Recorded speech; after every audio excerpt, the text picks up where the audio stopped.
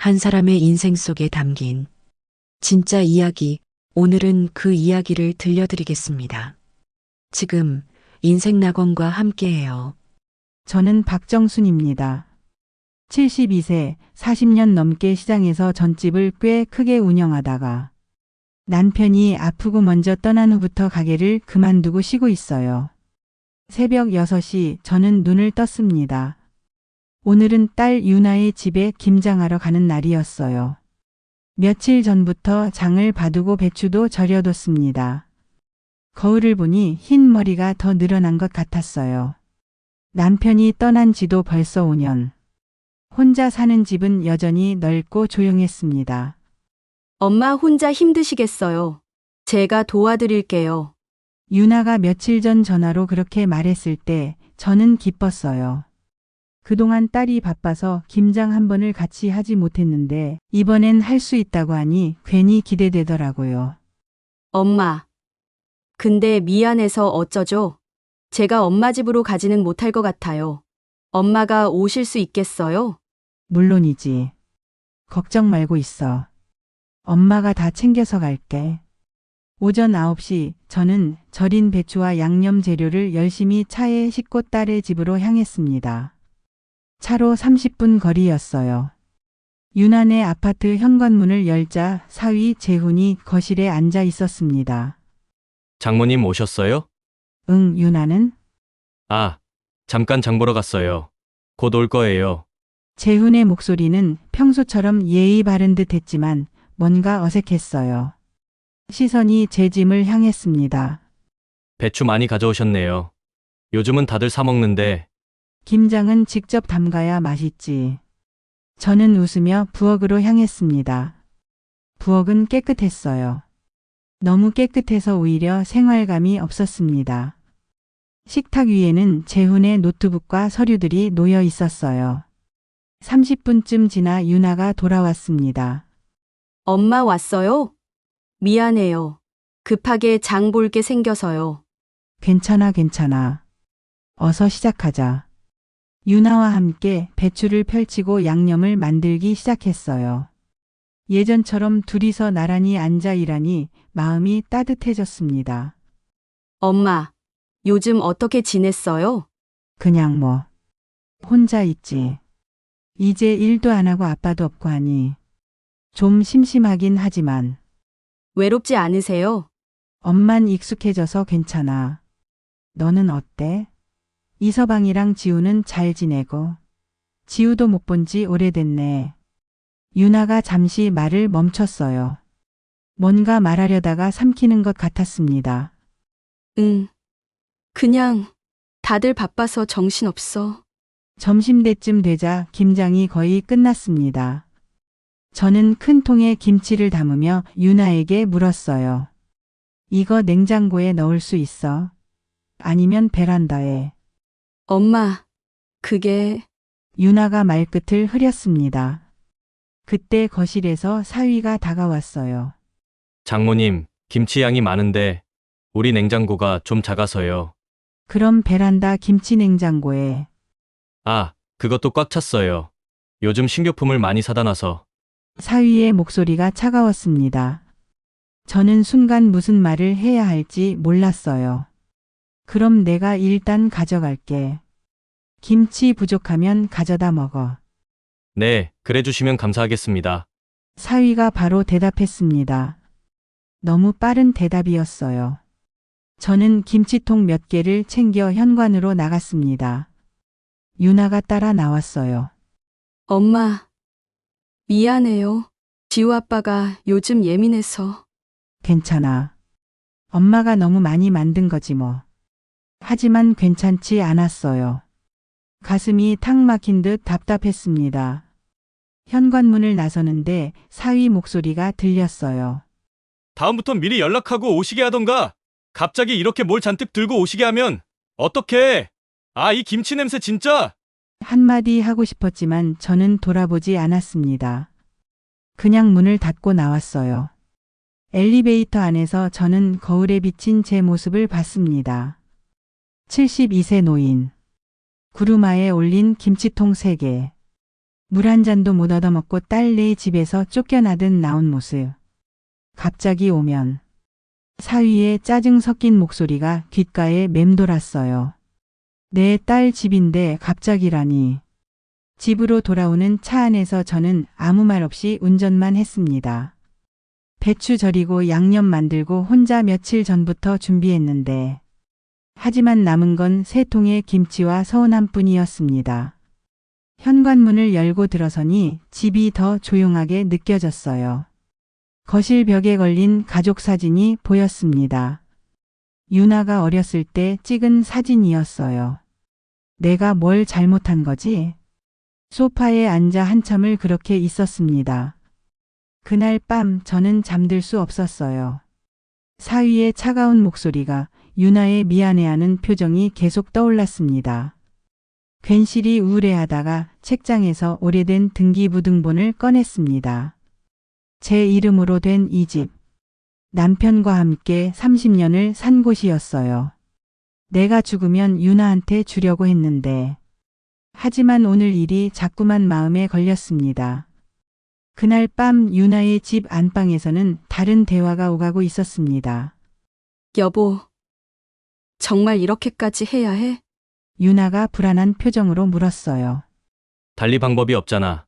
지금 물건 매입할 자금 6천만 원이 당장 필요하다고. 유나 남편인 재훈이 노트북 화면을 보며 차갑게 대답했습니다. 하지만 엄마 집을 담보로. 엄마는 모르시잖아. 나중에 갚으면 되지. 어차피 이 집은 우리 거 될 거 아니야. 재훈의 말에 유나가 입술을 깨물었어요. 그래도 그래도 뭐? 당장 투자금 못 넣으면 내 지분 다 날아간다고. 3개월만 버티면 대박인데. 재훈이 목소리를 높였습니다. 서류는 어떻게 할 건데? 엄마 주민등록등본이랑 인감증명서 필요하잖아. 그거야 쉽지. 장모님 지갑이 거실 소파에 있었잖아. 둘이 김장하고 있을 때 내가 찾았지. 여보, 그건 안 돼. 유나가 황급히 말렸지만 재훈은 이미 손에 정순의 주민등록증을 들고 있었어요. 이거 사진 찍어두면 주민등록등본은 인터넷으로 발급받을 수 있어. 여보, 이건 정말. 그리고 인감증명서는 장모님 서명 연습해서 위조하면 돼. 재훈이 책상으로 돌아와 종이에 박정순이라고 몇 번 써보기 시작했어요. 여보, 이건 범죄야. 위조잖아. 범죄는 무슨. 가족끼리 나중에 갚으면 되는 거지. 장모님도 나중엔 이해하실 거야. 재훈이 정순의 주민등록증을 스마트폰으로 촬영했습니다. 만약 들키면? 안 들켜. 장모님은 은행 일 잘 모르시잖아. 대출 승인되고 나서 슬쩍 말씀드리면 돼. 재훈이 능숙하게 인터넷으로 주민등록등본을 발급받기 시작했어요. 프린터 켜봐. 유나가 떨리는 손으로 프린터를 켰습니다. 곧 정순의 주민등록등본이 출력됐어요. 완벽해. 이제 서명만 연습하면 돼. 재훈이 여러 장의 종이에 정순의 서명을 연습했습니다. 점점 필체가 비슷해졌어요. 이 정도면 되겠네. 유나는 옆에서 지켜보며 불안해했지만 결국 막지 않았습니다. 엄마한테 미안해. 미안하면 나중에 잘하면 되지. 일단 이 고비부터 넘기자. 재훈이 서류를 봉투에 넣으며 웃었어요. 3개월만 기다려. 이 투자 성공하면 우리 빚도 다 갚고 장모님한테도 용돈 넉넉히 드릴 수 있어. 정말? 당연하지. 그러니까 장모님한테는 당분간 비밀이야. 알겠지? 유나가 고개를 끄덕였어요. 하지만 가슴 한구석이 무거웠습니다. 다음 날 재훈은 3군데 은행에 대출 신청서를 냈습니다. 정순의 이름으로 정순의 집을 담보로. 총 1억 5천만 원이었어요. 완벽해. 일주일이면 승인 날 거야. 서류를 제출하고 나온 재훈이 만족스러운 표정을 지었습니다. 옆에 있던 유나는 아무 말도 하지 못했어요. 엄마 얼굴이 자꾸 떠올랐지만 이미 돌이킬 수 없었습니다. 김장을 하고 나서 사흘이 지났습니다. 저는 그 사이 딸에게서 전화 한 통 받지 못했어요. 유나도 사위도 연락이 없었습니다. 그날 일은 아무것도 아니었다는 듯이. 오전에는 동네 복지관에 갔습니다. 매주 화요일마다 가는 서예 모임이 있었어요. 정순 언니 오늘 표정이 안 좋은데 무슨 일 있어? 같은 반 영숙이가 물었습니다. 아니야, 그냥 요즘 잠을 못 자서. 요즘 자식들이 다 그래? 바쁘다고 연락도 잘 안 하고. 영숙이가 한숨을 쉬었어요. 그녀도 비슷한 처지인 것 같았습니다. 집으로 돌아오는 길 우편함에 등기 우편이 하나 와 있었어요. 은행에서 온 거였습니다. 대출 상담 안내? 저는 이상했어요. 대출 같은 것을 신청한 적이 없었거든요. 집에 들어와 봉투를 뜯어봤습니다. 내용을 읽는 순간 손이 떨렸어요. 부동산 담보대출 사전 심사 완료 신청인 박정순. 저는 대출을 신청한 적이 없었습니다. 바로 은행에 전화를 걸었어요. 고객님, 지난주 화요일에 신청하신 건데요. 제가 신청한 게 아닌데요. 하지만 서류상으로는 고객님 명의로. 전화를 끊고 저는 한참을 멍하니 앉아 있었습니다. 지난주 화요일. 유난의 집에 김장하러 갔던 날이었어요. 설마. 아니, 설마가 아니었습니다. 사위가 식탁에 놓고 있던 서류들이 떠올랐어요. 저는 책장에서 등기부등본과 인감증명서를 꺼냈습니다. 하지만 뭔가 느낌이 이상했습니다. 설마 하면서 지갑을 열어봤더니 지갑 안에 둔 주민등록증이 없다는 것을 알게 되었어요. 혹시 내가 어딘가 뒀나? 하지만 아무리 생각해도 기억이 나지 않았습니다. 다음 날 아침 저는 은행 지점을 직접 찾아갔습니다. 신분증이 있었는데 없어졌다는 것도 함께 이야기했습니다. 고객님, 이건 명백한 사기 가능성이 있습니다. 경찰에 신고하셔야 해요. 직원이 심각한 표정으로 말했습니다. 그런데 신청인이 고객님 가족일 가능성은 없으신가요? 가족이요? 네, 보통 이런 경우 가족 간 문제인 경우가 많거든요. 저는 대답할 수 없었어요. 왠지 저와 유나가 김장을 하고 있는 동안 사위가 제 신분증을 챙겼을 것이라는 느낌이 강하게 왔기 때문입니다. 은행에서 나온 후 집으로 걸어가면서 곰곰이 생각을 했어요. 이제 정말 끝이야. 이렇게 당할 순 없어. 하늘에 있는 남편도 제가 혼자 이런 수모를 겪고 있다는 것을 원하지 않을 것이라고 생각했습니다. 집으로 돌아와 저는 숨을 한번 크게 들이쉰 후 길을 걷다 봐둔 변호사 사무실의 전화번호를 찾았습니다. 정말 이래야 하나. 손가락이 떨렸어요. 하지만 전화를 걸었습니다. 네, 법률사무소입니다. 저 상담 좀 받고 싶은데요. 다음 날 저는 변호사 사무실을 찾았습니다. 50대 정도로 보이는 여성 변호사가 저를 맞아줬어요. 어떤 일로 오셨나요? 저는 떨리는 목소리로 상황을 설명했습니다. 김장 갔던 날의 일, 은행에서 온 대출 안내, 사라진 서류들. 고객님, 이건 명의 도용입니다. 가족이라도 법적으로 문제가 됩니다.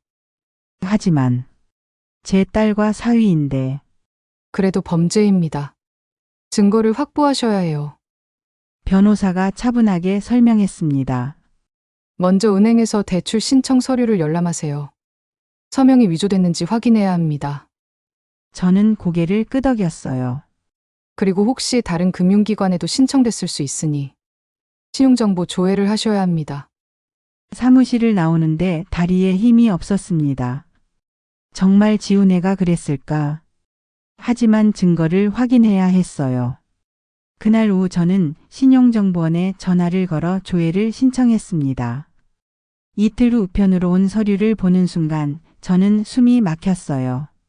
세 군데 은행에서 제 명의로 대출 심사가 신청돼 있었습니다. 총 1억 5천만 원. 제 집의 시세가 대략 3억이었어요. 이 집을 담보로. 손이 떨렸습니다. 분노가 치밀어 올랐어요. 바로 유나에게 전화를 걸었습니다. 엄마, 무슨 일이야? 유나야, 지우 아빠 어디 있어? 회사에 있을 텐데. 왜? 당장 집으로 오라고 해. 엄마도 지금 갈게. 엄마, 무슨 일인데 그래? 저는 대답하지 않고 전화를 끊었습니다. 1시간 후 저는 딸의 집 앞에 도착해서 벨을 눌렀습니다. 집에는 유나만 있었어요. 엄마, 무슨 일이야, 갑자기? 이서방은? 아직 안 왔어. 30분 뒤에 온대. 저는 소파에 앉아 가방에서 서류들을 꺼냈습니다. 이게 뭔지 아니? 유나가 서류를 보더니 얼굴이 하얗게 변했어요. 이게 뭐야? 네 남편이 엄마 명의로 대출 신청한 거야. 엄마 집을 담보로. 말도 안 돼. 지우 아빠가 그럴 리 없어. 하지만 유나의 목소리가 떨리고 있었습니다. 이미 알고 있었던 것처럼. 너 알고 있었어? 아니야, 엄마. 나는 정말 그때 현관문이 열렸습니다. 사위가 들어왔어요. 장모님, 무슨 일로? 이보게, 저는 차갑게 사위를 불렀습니다. 이게 뭡니까? 서류를 내밀자 사위의 표정이 굳어졌어요. 그게, 장모님, 오해가 있으신 것 같은데, 오해. 내 명의로 내 집을 담보로 1억 5천을 대출 신청해놓고 장모님, 제 말 좀 들어보세요. 사업 자금이 급해서 내 허락도 없이 내 주민등록증 어디 있어? 제 목소리가 높아졌습니다. 72년 살면서 이렇게 화를 낸 적이 없었어요. 어차피 이 집은 지우 엄마한테 주실 거 아닙니까? 미리 좀 쓰는 게 뭐가 문제? 뭐라고? 그건 니네들이 결정할 문제가 아니야. 장모님, 진정하세요. 우리가 장모님 모실게요. 집만 담보로 좀. 자네, 저는 단호하게 말했습니다. 자네 지금 범죄를 저지른 거야. 이건 명의 도용이라고. 사위의 얼굴이 일그러졌어요. 범죄요? 가족끼리 이게 무슨... 가족이라고. 딸네 집에 온 장모는 짐짝처럼 쫓아내놓고 너는 내 집을 함부로 담보로 잡아? 옆에 있던 유나가 울먹이며 말했습니다. 엄마, 제발 우리 좀 도와줘. 지우 아빠가 지금 사업 자금이 저는 딸을 가만히 바라보며 말했습니다. 너도 알고 있었니? 유나가 고개를 숙였어요. 대답이 없다는 건 그렇다는 뜻이었습니다. 저는 가방에서 명함을 꺼냈습니다. 내일 오전 10시까지 매 변호사한테 연락해. 안 하면 경찰에 바로 끌려갈 거야. 현관문을 나서는데 뒤에서 사위가 소리쳤어요. 장모님, 이러시면 지우 엄마는 어떡하라고요? 저는 돌아보지 않았습니다. 엘리베이터 안에서 거울에 비친 제 얼굴을 봤어요. 눈가에 주름이 깊었지만 눈빛만큼은 확고했습니다. 이제 더 이상은 참지 않는다. 명함을 건네고 나서 사흘이 지났습니다. 사위에게서는 아무 연락이 없었어요. 유나에게서도 전화 한 통 오지 않았습니다. 저는 그 사이 혼자 집에 앉아 많은 생각을 했어요. 정말 이렇게까지 해야 하나. 거실 벽에 걸린 가족 사진을 보며 한참을 앉아 있었습니다. 유나가 초등학생이던 시절 남편과 셋이서 찍은 사진이었어요. 젊을 때부터 몸이 약했던 저는 딸아이 하나밖에 낳질 못했지만 남편은 저와 제 딸을 애지중지 너무나 아껴주었습니다. 그때는 행복했습니다. 아니, 행복하다고 믿었던 걸까요? 남편은 5년 전에 세상을 떠났어요. 거실 벽에 걸린 남편 사진을 보며 저는 혼잣말을 했습니다. 여보, 당신이 아팠을 때 유나가 한 번도 안 왔던 거 기억해요. 2년간의 투병 생활. 저는 혼자 남편을 간병했어요. 엄마, 지우 학원 다녀오면 바로 또 챙겨야 해서. 엄마, 지우 아빠가 회사 일이 바빠서. 유나는 늘 바쁘다는 핑계로 병원에 오지 않았습니다. 남편이 마지막 순간 딸을 보고 싶다고 했을 때도 유나는 오지 않았어요. 엄마, 지금은 너무 늦었다. 내일 갈게. 오늘은 정말 안 돼. 하지만 내일은 오지 않았습니다. 남편은 그날 밤 세상을 떠났거든요. 장례식장에 들어가서야 유나가 도착했습니다. 아빠, 미안해. 하지만 그게 무슨 소용이었을까요? 여보, 그때는 참았어요. 딸이니까.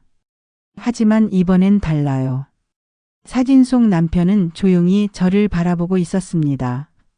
넷째 날 아침 변호사에게서 전화가 왔습니다. 정수님, 상대 측에서 아무 연락이 없습니다. 어떻게 하시겠어요? 바로 신고하겠습니다. 알겠습니다. 제가 동행하겠습니다. 오후에 저는 변호사와 함께 경찰서를 찾았어요. 사기 및 문서 위조 혐의로 고소장을 제출했습니다. 고소인이 피고소인의 사위분이시군요.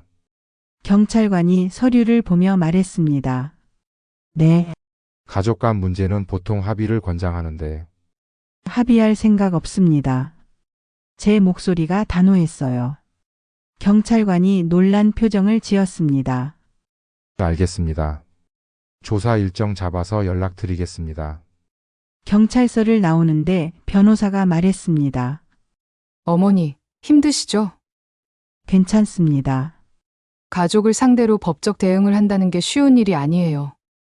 하지만 어머니가 잘못하신 게 아닙니다. 변호사의 말에 저는 고개를 끄덕였어요. 이틀 후 조용했던 제 핸드폰으로 문자 메시지가 하나 왔습니다. 할머니, 저 지우예요. 할머니 괜찮으세요? 하나밖에 없는 손자 지우였어요. 고등학생인 지우는 착하고 예의 바른 아이라 제가 너무너무 아끼는 아이였습니다. 할머니는 괜찮아. 지우는 잘 지내니? 할머니, 엄마가 요즘 많이 우는데 무슨 일 있어요? 저는 한참을 답장을 고민했어요. 지우야, 미안하다. 하지만 이건 어른들 일이란다. 지우는 신경 쓰지 말고 공부 열심히 해. 할머니 보고 싶어요. 주말에 할머니 집 가도 돼요? 그래, 할머니도 우리 지우 보고 싶구나. 주말 오후 지우가 집에 왔습니다. 키가 또 컸더라고요. 할머니, 어서 와, 지우야. 우리 강아지 많이 컸네.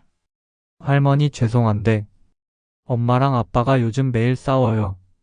지우의 얼굴에 걱정이 가득했습니다. 지우야, 할머니가 미안해. 너까지 힘들게 해서. 할머니가 왜 미안해 하세요? 아빠가 잘못한 거잖아요. 지우도 다 알고 있구나. 네, 두 분 싸우는 소리 다 들었어요. 할머니 집으로 아빠가 몰래 돈 빌리려 했다는 거. 지우가 고개를 숙였어요. 할머니, 아빠가 정말 그랬어요. 응. 믿기지 않아요. 아빠가 왜 그랬을까? 저는 지우를 안아줬습니다. 17살 손자의 어깨가 떨리고 있었어요. 지우야, 넌 아무 잘못 없어. 우리 지우는 할머니가 지켜줄게. 그날 저녁 지우를 집에 보내고 나서 저는 서랍에서 오래된 상자 하나를 꺼냈습니다. 그 안에는 남편이 살아있을 때 쓴 유언장이 있었어요. 사랑하는 아내 정순에게. 이 집은 우리가 열심히 일해서 사고 당신이 평생 지켜온 보금자리야. 이 집만큼은 유나 생각 말고 당신 마음대로 하도록 해요. 남편의 필체를 보니 눈물이 났습니다. 여보, 내가 제대로 하고 있는 걸까요? 다음 주 월요일 경찰서에서 연락이 왔습니다. 피고소인 이재훈 씨가 출석했습니다. 선생님도 내일 오전에 출석해 주세요. 다음 날 저는 경찰서 조사실에 앉아 있었어요. 옆방에선 사위가 조사를 받고 있었습니다. 1시간쯤 지나서 제 차례가 됐어요. 피해 경위를 말씀해 주세요. 저는 차분하게 설명했습니다. 김장 갔던 날의 사건, 사라진 신분증, 다음 날 은행에서 온 대출 안내. 피고소인은 부인하고 있습니다. 어머님께 허락받았다고 주장하는데요. 거짓말이에요. 저는 허락한 적 없습니다. 신분증이 없어진 것도 모르고 있었습니다. 증거가 있으신가요? 변호사가 준비한 서류를 냈습니다. 은행 방문 기록, 신용정보 조회 결과, 그리고 필적 감정 의뢰서. 서명이 위조됐는지 감정을 의뢰했습니다. 경찰관이 고개를 끄덕였어요. 경찰 조사 후 일주일이 지났습니다. 사위에게서 사과는커녕 항의 전화가 왔어요. 장모님, 이게 뭡니까? 경찰 조사까지 받게 하시다니. 그건 자네가 잘못한 거잖아. 잘못? 가족끼리 돈 좀 빌리는 게 그리 큰 잘못입니까? 허락도 안 받고 내 명의로 대출 받은 것도 빌렸다고 하는 건가? 훔쳐간 거랑 뭐가 다른가? 어차피 갚을 건데 지금 제 사업이 급한 거 모르세요? 사위의 목소리에 뉘우침은 전혀 없었습니다. 자네 사업이 왜 내 책임이지? 장모님께서 좀만 도와주시면 되는데 왜 이렇게 냉정하세요? 전화를 끊고 나서 유나에게서 문자가 왔어요. 엄마, 지우 아빠가 요즘 너무 힘들어해. 이 사업 망하면 우리 가족 다 망해요. 엄마가 조금만 이해해주면 안 돼? 대출만 받게 해주면 다 갚을게요. 저는 손이 떨렸습니다.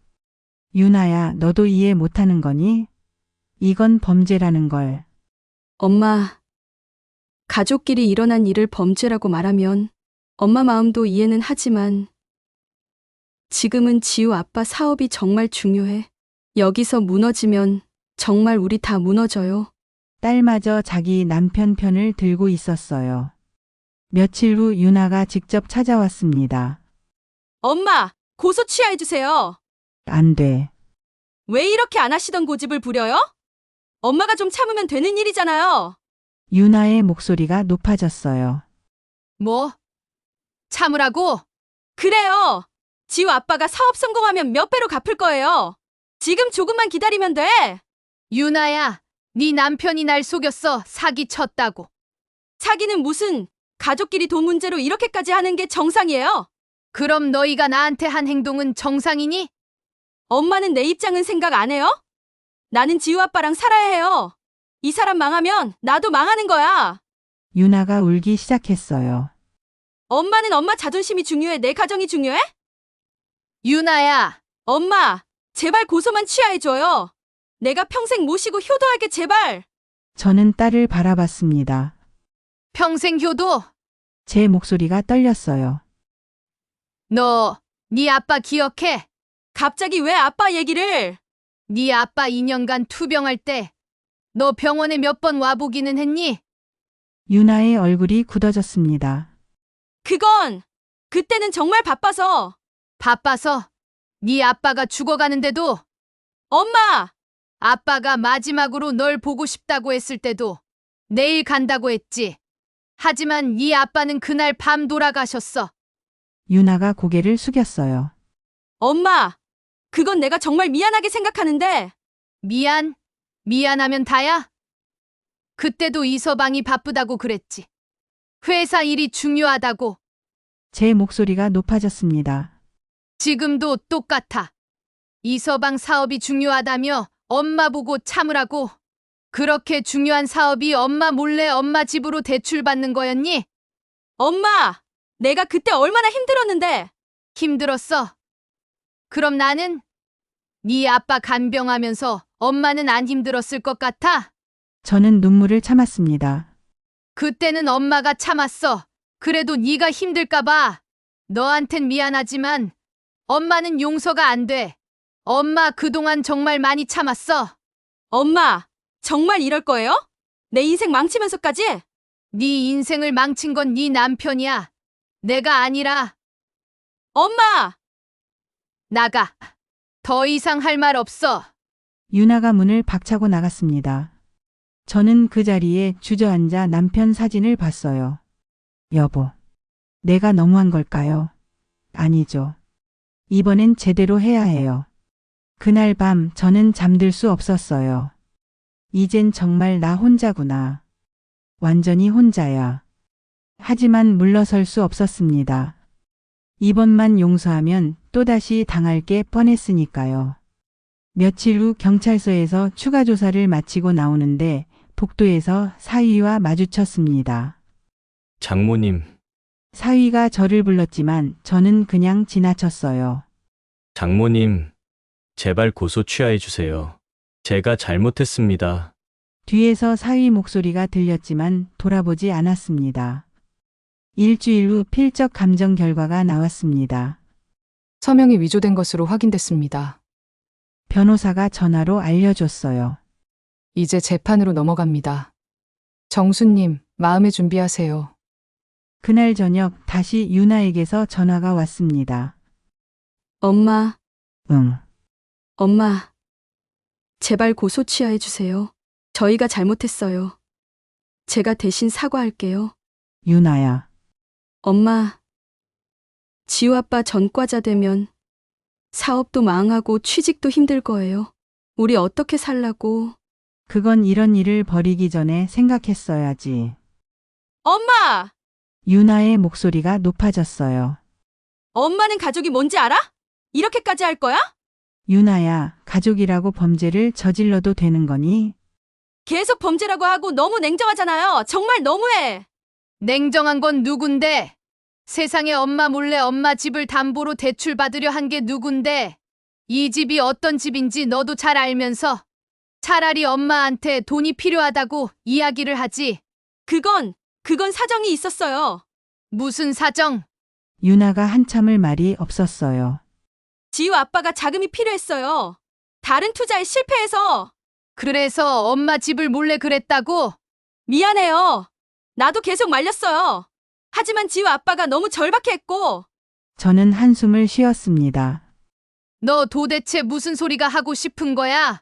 엄마한테 사기친 네 남편 편을 드는 거니? 유나가 흐느끼기 시작했어요. 엄마, 나 어떡해요? 나 정말 어떡해. 전화를 끊고 나서 저는 소파에 주저앉았습니다.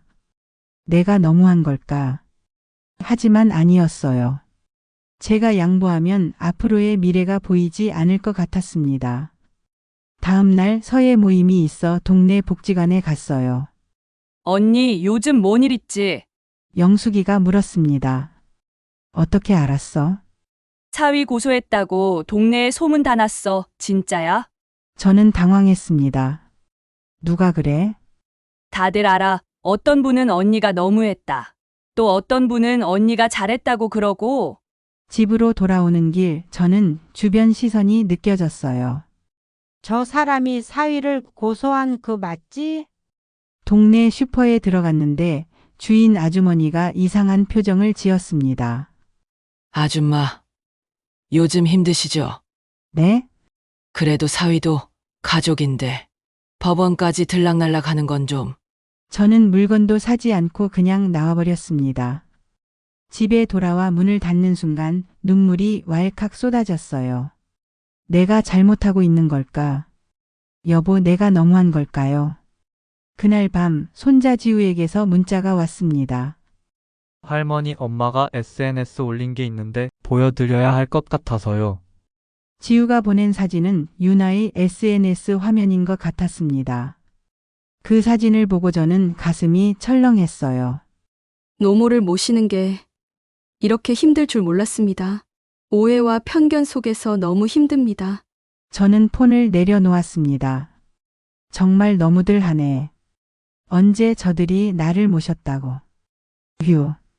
내가 너무한 건가. 다음 날 아침 변호사에게서 전화가 왔습니다. 어머님, 상대 측에서 합의를 제안했습니다. 어떤 조건인가요? 고소를 취하해 주시면 대출 신청을 철회하고 다시는 정수님 재산에 손대지 않겠다고 합니다. 저는 한참을 생각했어요. 아닙니다. 재판까지 가겠습니다. 어머님 확실하신 거죠? 네, 이번에 확실하게 해야 다시는 이런 일이 생기지 않을 것 같아요. 전화를 끊고 저는 창밖을 바라봤습니다. 가을 하늘이 높고 맑았어요. 하지만 제 마음은 무거웠습니다. 그날 오후 현관 초인종이 울렸습니다. 지우였어요. 할머니, 이거. 지우가 봉투를 내밀었습니다. 안에는 사위가 쓴 편지가 들어 있었어요. 장모님, 제가 잘못했습니다. 재판만은 막아 주십시오. 제가 만약 전과자가 되면 저희 가족이 어떻게 되겠습니까? 저는 편지를 읽고 지우에게 돌려줬습니다. 엄마가 너한테 이걸 전하라고 했니? 아니요. 아빠가 부탁했어요.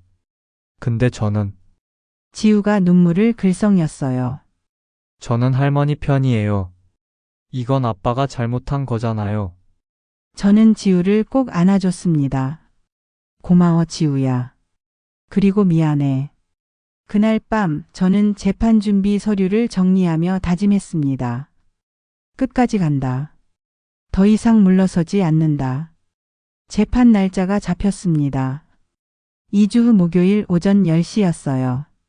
그 사이 저는 매일 변호사와 만나 준비를 했습니다. 증거 서류를 정리하고 증인 신청도 했어요. 어머님, 긴장하지 마세요. 증거가 명확하니까 이길 겁니다. 변호사가 자기 일처럼 도와주면서 저를 위로했지만 저는 많이 떨렸어요. 생전 법원도 구경해 본 적이 없는데 하물며 법정에 서본 적도 단 한 번도 없었거든요. 재판 전날 밤 저는 잠들 수 없었습니다. 정말 이렇게까지 해야 하나? 이게 최선일까? 하지만 돌이킬 수 없었어요. 이미 너무 멀리 왔고 절 우습게 봤던 자식 내외에게 이번 기회에 똑똑히 알려주고 싶었습니다. 재판 전날 딸과 사위가 함께 집에 찾아왔습니다. 장모님, 마지막으로 부탁드립니다. 가족끼리 이러는 건 정말 아니지 않습니까?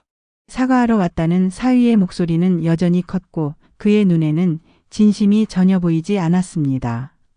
내일만 선처해 주시면. 내일만 선처. 자네가 날 그렇게 문전박대하면서 뒤에서 내 신분증을 훔치고 날 속인 건 어떻게 되는 건가? 그건 제가 급해서 그랬습니다. 진심은 아니었어요. 진심이 아니었다고? 저는 믿을 수 없었어요. 장모님, 저 하나 망하는 건 상관없어요. 하지만 지우 엄마랑 지우는 어떡합니까? 자네가 그것부터 생각했다고? 거짓말. 어디 감히 처자식으로 협박을 하려 들어? 유나가 끼어들었어요. 엄마는 정말 냉정해요. 내 남편 감옥 보내려고? 유나야, 네 남편이 뭔 짓을 했는지 아는데도 계속 이럴 거야? 알아. 잘못한 거 알아. 이 정도 했으면 됐잖아요? 그냥 한 번만 넘어가면 안 돼요? 뭐? 넘어가? 안 돼. 왜 안 돼요? 유나가 소리쳤어요. 가족인데, 피를 나눈 사이인데, 하나밖에 없는 자식한테 어쩜 이래요? 그럼 너희는 하나밖에 없는 부모, 피를 나눈 가족에게 너네는 어떻게 했니? 생전 연락을 한 번 했니? 네 아버지 아프실 때 너네들이 어떻게 했니? 그건 사는 게 바쁘니깐. 지금도 똑같아. 지우 아빠 사업이 중요하다며 엄마한테는 참으라고만 하잖아. 넌 언제나 이 서방만 중요해. 엄마는 안중에도 없어. 그렇게 말하지 마요. 나도 엄마 생각해. 생각한다고? 언제? 내가 필요할 때만 엄마를 찾잖아. 저는 차갑게 말했습니다. 가족이라고 다 용서되는 거 아니야. 네 아빠한테 정말 미안했으면 제대로 살았어야지. 엄마는 나보다 엄마 자존심이 더 중요한 거야? 자존심? 그런 문제가 아니야. 너희도 너희 기준으로 우리가 귀찮고 버거웠으니 연락 한 번 없었겠지. 이건 자존심이 아니라 예의고 도덕이고 원칙이야. 고작 그런 것 때문에 내 가정이 무너져도 상관없어. 저는 딸을 똑바로 바라봤습니다. 고작이라고? 네 가정을 무너뜨린 건 내가 아니야. 부모 우습게 알고 제멋대로 행동한 네 남편. 그리고 그걸 그냥 두고 엄마 아빠를 짐짝 취급한 너 자신이야. 난 엄마를 용서 못할 거야. 절대로. 유나가 사위의 손을 잡고 나갔습니다. 문이 닫히고 저는 그 자리에 주저앉았어요. 정말 이렇게까지 해야 하나. 하지만 마음을 다잡았습니다. 아니야. 더 이상 당하고 휘둘리고 살 순 없어. 다음 날 법정에 섰을 때 저는 흔들리지 않았습니다. 딸이 원망의 눈빛으로 저를 봐도 사위가 거짓 눈물을 흘려도 저는 끝까지 처벌을 원한다고 말했습니다. 추가 재판날 아침 저는 단정한 옷을 입고 법원으로 향했습니다. 법정 복도에서 딸과 사위를 봤어요. 딸은 고개를 숙이고 있었고 사위는 창백한 얼굴이었습니다. 법정 안으로 들어가니 방청석에 몇 명이 앉아 있었어요. 그 중에 손자 지우도 보였습니다. 지우야. 지우가 저를 보고 고개를 끄덕였어요. 학교를 빠지고 온 것 같았습니다. 모두 일어서 주십시오. 판사가 입장했습니다. 60대 초반쯤 되어 보이는 여성 판사였어요. 사건 번호 2024고단 1234 사기 및 문서 위조 사건 심리를 시작하겠습니다. 재판이 시작됐어요. 검사가 먼저 기소 내용을 읽었습니다. 피고인 박재우는 2025년 8월 원고 박정순의 주민등록증을 도용하여 주민등록 등본과 인감증명서를 무단으로 사용해 부동산 담보대출을 신청했습니다. 사위의 변호사가 일어났습니다. 피고는 원고에게 구두로 허락을 받았습니다. 증거가 있습니까? 그건 구두 동의였습니다. 판사가 고개를 저었어요. 증거 자료를 제출하십시오. 저희 변호사가 일어나 서류를 제출했습니다. 이것은 필적 감정 결과입니다. 대출 신청서의 서명이 위조된 것으로 확인됐습니다. 재판정이 술렁였어요. 그리고 이것은 원고의 통장 거래 내역입니다. 대출 신청일에 원고는 딸, 그러니까 피고의 집에 방문한 후 원고 본인의 자택에만 있었고 은행 방문 기록이 없습니다. 사위의 얼굴이 하얗게 변했어요. 판사가 사위에게 물었습니다. 피고인, 변명하시겠습니까? 사위가 떨리는 목소리로 말했습니다. 판사님, 저는 정말 급했습니다. 사업 자금이 필요했고. 그래서 원고인 장모의 재산을 무단으로 담보로 잡으려 했습니까? 죄송합니다. 정말 죄송합니다. 사위가 고개를 숙였어요. 원고 의견 진술하시겠습니까? 판사가 저를 봤습니다. 저는 떨리는 다리로 일어났어요. 네, 판사님. 말씀하십시오. 저는 준비한 종이를 펼쳤습니다. 하지만 종이를 보지 않고 말했어요. 저는 72년을 살았습니다. 40년을 시장에서 열심히 장사를 했고 남편과 함께 딸 하나를 키웠습니다. 제 목소리가 법정에 울렸어요. 남편이 돌아가신 후 5년 저는 혼자 살았습니다. 외로웠지만 괜찮았어요. 자주 연락이 오진 않았지만 그래도 제 딸이 있었으니까요. 하지만 제 사위는 제가 평생 지켜온 집을 담보로 대출을 받으려 했습니다. 제 허락도 없이요. 그걸 제 딸도 알고 있었지만 그저 방관했습니다. 차라리 돈이 필요하다고 말이라도 하지. 방청석에서 흐느끼는 소리가 들렸어요. 딸 유나였습니다. 저는 이제 가족이 무섭습니다. 가족이라는 이름으로 모든 게 용서될 수 있다고 생각하는 사람들이 무섭습니다. 사위가 고개를 들지 못했어요. 저는 이번 재판을 통해 확실하게 하고 싶습니다. 가족이라도 범죄는 범죄라는 것을. 자리에 앉아 다리에 힘이 풀렸습니다. 판사가 잠시 서류를 보더니 말했습니다. 피고인의 범행은 명백합니다. 가족 관계를 이용한 사기 및 문서 위조로 그 죄질은 더욱 불량하다고 보입니다. 사위의 변호사가 일어났어요. 판사님, 피고가 깊이 반성하고 있습니다. 선처를 부탁드립니다. 원고의 의견은 어떠십니까? 판사가 저를 봤습니다. 법에 의한 처벌을 원합니다. 제 목소리가 단호했어요. 합의 의사는 없으십니까? 없습니다. 판사가 고개를 끄덕였습니다. 최종 판결은 2주 후에 선고하겠습니다. 배정하겠습니다. 재판이 끝났어요.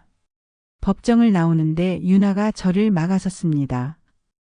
엄마, 유나의 얼굴이 눈물로 범벅이었어요. 엄마, 제발 한 번만 용서해줘요. 유나야. 엄마, 지우 아빠가 감옥 가면 나는 어떡해요? 지우는 어떡하고? 저는 딸을 바라봤습니다. 유나야, 내 남편이 한 짓을 생각해봐. 내 엄마한테 한 짓을. 알아. 나도 알아요. 하지만 유나가 무릎을 꿇었어요. 엄마, 제발 내가 잘못했어요. 내가 단호하게 말렸어야 하는데 못 말린 게 잘못이야. 지나가던 사람들이 저희를 쳐다봤습니다. 저는 유나를 일으켜 세웠어요. 유나야, 일어나. 사람들이 보잖아. 엄마, 집에 가. 판결 나오면 다시 생각해 볼게. 저는 유나를 남겨두고 법원을 나왔습니다. 2주 후 판결 선고일이었습니다. 피고 박재훈에게 징역 1년, 집행유예 2년을 선고한다. 판사의 목소리가 울렸어요. 피고인은 장모를 상대로 사기 및 문서 위조를 저질렀으며 가족 관계를 악용한 점에서 죄질이 불량하다. 사위가 그 자리에 주저앉았어요. 다만 초범이고 깊이 반성하는 점을 참작해 집행유예를 선고한다. 판결이 끝났습니다. 법정 밖으로 나오는데 변호사가 말했습니다. 어머님, 이기셨어요. 고생 많으셨습니다. 네. 하지만 승리의 기쁨은 없었어요. 그저 허전했습니다. 집으로 돌아와 거실에 앉았습니다. 조용한 집이었어요. 내가 뭘 지킨 걸까? 그때 초인종이 울렸습니다. 지우였어요. 할머니, 어서 와, 지우야. 할머니 고생하셨어요. 지우가 저를 안아줬습니다. 따뜻한 품이었어요. 할머니 잘하신 거예요. 할머니 잘못은 하나도 없어요. 손자의 말에 눈물이 났습니다. 그날 밤 저는 오랜만에 깊이 잠들었어요. 판결이 난 지 어느덧 몇 달이 지나고 다시 겨울이 왔어요. 거리의 나무들은 앙상했고 아침 공기는 차가웠습니다. 저는 근 여러 달 동안 혼자 지냈어요. 유나에게서도 연락은 없었고 지우만 가끔 문자를 보냈어요. 할머니 잘 지내시죠? 제가 입시 때문에 바빠서 죄송해요. 사랑해요. 짧은 문자였지만 위로가 됐습니다. 어느 토요일 아침 저는 시장에 갔어요. 김장철이 다시 왔거든요. 유나 엄마, 김장하려고? 단골 채소 가게 아주머니가 물었습니다. 네, 혼자 조금만 하려고요. 혼자? 딸이랑 같이 안 해? 올해는 혼자 해요. 아주머니가 고개를 끄덕이시더니 아무 말 없이 좋은 배추를 골라줬습니다. 집에 돌아와 배추를 절이기 시작했어요. 이제는 나이가 들어 몸이 조금 고되었지만 마음만은 편안했습니다. 오후가 되고 배추 송양념을 만들었어요. 고춧가루, 젓갈, 마늘, 생강. 손에 익은 동작이었습니다. 김치를 버무리며 저는 생각했어요. 항상 가족을 위해 김장을 했는데 이제는 정말 나만을 위해서 김장을 하는구나. 이상한 기분이었습니다. 서운하면서도 자유로웠어요. 저녁 무렵 김장이 끝났습니다. 작은 통 3개. 혼자 1년 동안 먹기엔 충분한 양이었어요. 이제 내 인생을 담그는 김치네. 혼잣말을 하며 웃었습니다. 다음 날 아침 초인종이 울렸어요. 문을 열자 유나가 서 있었습니다. 엄마, 몇 달 만에 보는 딸의 얼굴은 많이 수척해져 있었어요. 들어와. 유나가 들어와 거실에 앉았습니다. 한참을 말이 없었어요. 엄마, 미안해요. 응. 정말 미안해요. 내가 엄마를 너무 힘들게 했어요. 유나가 울기 시작했습니다. 지우 아빠는 어떻게 됐어? 회사 그만뒀어요. 전과자라고. 그리고 사건이 소문 나버리는 바람에 다른데 취직도 좀 어려워. 저는 아무 말도 하지 않았어요. 엄마가 맞았어요. 내가 남편 편만 들고 어리석었어. 엄마 생각은 안 하고. 유나가 고개를 숙였습니다. 엄마, 나 용서해 줄 수 있어요? 저는 한참을 생각했어요. 유나야. 완전한 용서는 시간이 필요할 것 같아. 알아. 기다릴게. 얼마든지 기다릴게요. 유나가 일어섰습니다. 엄마, 김장하셨어요? 냄새가. 응, 어제 혼자 했어. 혼자요? 유나의 목소리가 떨렸어요. 응, 이제 나만을 위해서 김장하는 거야. 유나가 눈물을 닦았습니다. 엄마, 다음엔 저도 같이 해도 돼요? 저는 잠시 망설였어요. 하지만 이내 고개를 끄덕였습니다. 그래. 내년엔 같이 하자. 유나가 문을 나서며 돌아봤어요. 엄마, 미안해요. 그리고 사랑해요. 엄마도. 문이 닫히고 집은 다시 조용해졌습니다. 저는 부엌으로 가서 잘라뒀던 김치와 다른 반찬을 꺼내 밥을 차렸어요. 혼자 식탁에 앉아 김치와 밥을 먹었습니다. 아삭아삭 맛있었어요. 제가 담근 김치였습니다. 어느새 창밖에는 첫눈이 내리기 시작했어요. 하얀 눈송이가 조용히 쌓여가고 있었습니다. 저는 눈을 바라보며 생각했어요. 나는 잘했어. 내 선택이 옳았어. 72년을 살면서 처음으로 저 자신을 위해 싸웠습니다. 그리고 이겼어요. 잃은 것도 많았습니다. 딸과의 관계, 평온했던 일상, 동네 사람들의 시선. 하지만 얻은 것도 있었어요. 자존감, 그리고 나를 지킬 수 있다는 확신. 핸드폰을 보니 지우에게서 문자가 와 있었습니다. 할머니 눈 오네요. 할머니 생각나요. 사랑해요. 저는 답장을 보냈어요. 할머니도 사랑해. 다음 주말에 놀러 올래? 할머니 김치했어. 맛있는 보쌈 해줄게. 네, 꼭 갈게요. 할머니 김치 먹고 싶어요. 미소가 나왔습니다. 저녁이 되어 저는 남편 사진 앞에 섰어요.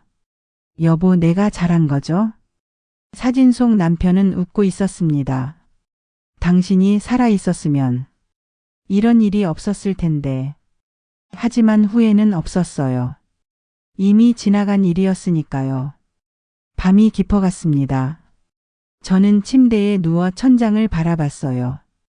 이제부터는 나를 위해 살아야지. 72세 늦지 않았습니다. 아니, 이제가 진짜 시작인지도 몰라요. 창밖에 눈은 계속 내리고 있었습니다. 세상을 하얗게 덮으며 마치 새로운 시작을 알리는 것처럼. 여러분, 정수님의 이야기는 단순한 가족 갈등이 아닙니다. 72세, 평생을 가족을 위해 헌신한 한 여성이 스스로를 지키기 위해 일어선 이야기입니다. 가족이라는 이름 아래 모든 것이 용서될 수는 없습니다. 사랑과 희생은 존중받아야 하며 그것을 악용하는 것은 옳지 않습니다. 정수님은 70이 넘어서야 처음으로 자신을 위해 싸웠습니다. 늦은 나이는 없습니다. 자신을 지킬 용기를 내는데 때는 없습니다. 혹시 여러분도 가족이라는 이름으로 참고 계신 것은 없나요? 사랑하는 사람일수록 선을 지켜야 합니다. 그것이 진짜 가족입니다. 정수님처럼 여러분도 당당히 서십시오. 여러분의 인생은 여러분의 것입니다. 나이가 들었다고 가족이라고 양보만 해야 하는 것은 아닙니다. 당신의 존엄은 지켜져야 합니다. 이 이야기가 누군가에게 용기가 되기를, 그리고 누군가에게는 경각심이 되기를 바랍니다. 오늘의 이야기가 마음에 닿았다면 조용히 구독과 좋아요로 마음을 전해주세요. 그리고 더 많은 인생 이야기나 못다한 이야기가 있다면 댓글로 남겨주세요. 여러분의 하루에 따뜻한 빛이 되었길 바랍니다. 지금까지 인생낙원이었습니다. 함께 해주셔서 감사합니다.